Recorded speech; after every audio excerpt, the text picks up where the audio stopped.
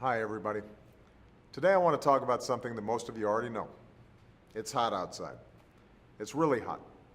And if this feels worse than normal, that's because it is. We just found out that July was the warmest month on record, warmer than any other month since we began keeping track more than a century ago. On top of all this heat, we're also experiencing one of the worst droughts in over 50 years. Almost a quarter of the continental United States is facing what we call extreme or exceptional drought, with states like Nebraska, Kansas, Missouri, Oklahoma, and Arkansas getting hit harder than most.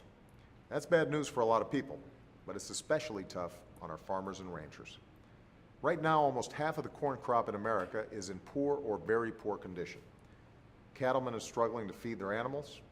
Many folks are seeing their livelihoods dry up in front of their eyes. And if we don't get relief soon, Americans everywhere will start to feel the pinch because the food our farmers and ranchers produce ends up on grocery store shelves.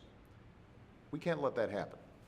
That's why, at my direction, the Department of Agriculture, led by Secretary Tom Vilsack, has been working with other agencies across the federal government to make sure we're doing everything we can to help farmers and ranchers fight back and recover from this disaster.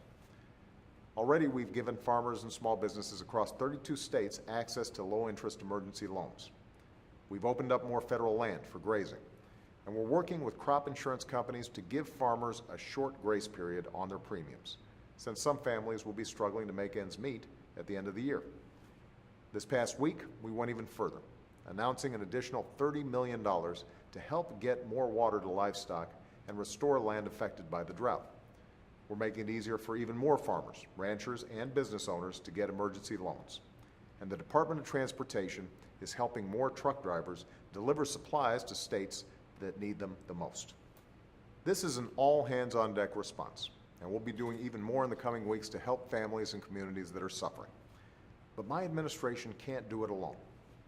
Congress needs to do its part too. They need to pass a farm bill that not only helps farmers and ranchers respond to these kinds of disasters, but also makes necessary reforms and gives them some certainty year-round. That's the single best way we can help rural communities right now, and also in the long term. So call your members of Congress, write them an email, and tell them that now is the time to come together and get this done. Too many Americans are suffering right now to let politics get in the way. Let's help farmers, ranchers, and business owners recover. Let's make sure that families who already stretched their budgets to the limit don't have to pay more for groceries this fall. In the meantime, I'll keep doing everything I can to help communities respond to this disaster.